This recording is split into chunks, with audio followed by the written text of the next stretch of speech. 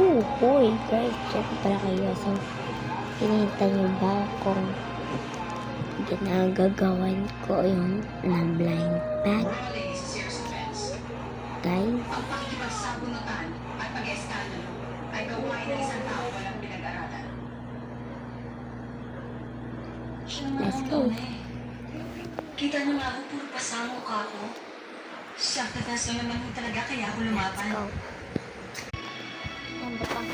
Sana maintindihan mo Uy, kung gaano ko bigat.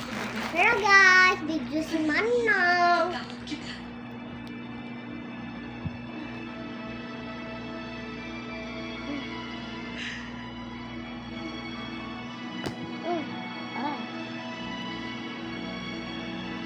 Siguro, may ginano lang.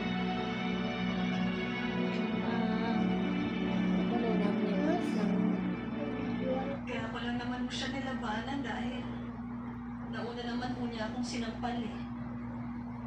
Akala niya kung sino siya. Nananahimik ko kami ni Cory. Tapos susugurin niya kami kung nananahimik siya, ni. Demi Clay ka pa to? Mas ako pa sa'yo. Hoy, Demi Clay ka pa to? Wala rin. Sinabi din ni Cory na Malalawa ko sa Facebook. wala daw mo siya at Hindi mo nakakadiri. video. Uy, hindi pag-isend sa Wala ka bang Facebook. sasabihin? Wala po. Hindi mag-send sa Facebook ha. Ni hindi mo itidepensa ang Ikaw lang sarili si mo. Mama. Hindi po. Alam mo bang pwede kang matanggal sa eskwela kapag sa mga ginawa mo? Ayoko. Okay lang po. That's very arrogant.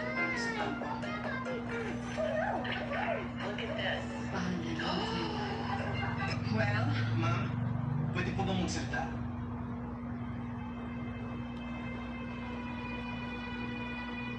Si Cory ang sinaktan ni Mela. Si Mela ay ininsulto ni Cory. Hindi masasaktan ni Mela si Cory kung hindi ininsulto ni Cory si Mela. Wala sana away kung hindi nang insulto si Cory. Parehong masakit ang masampal at may insulto. Ang una, sa pisikal na pangangatawan. At ang pangalawa, sa puso't kaluluwa.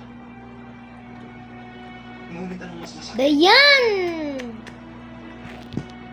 Alin sugat ang mas madaling maghilo?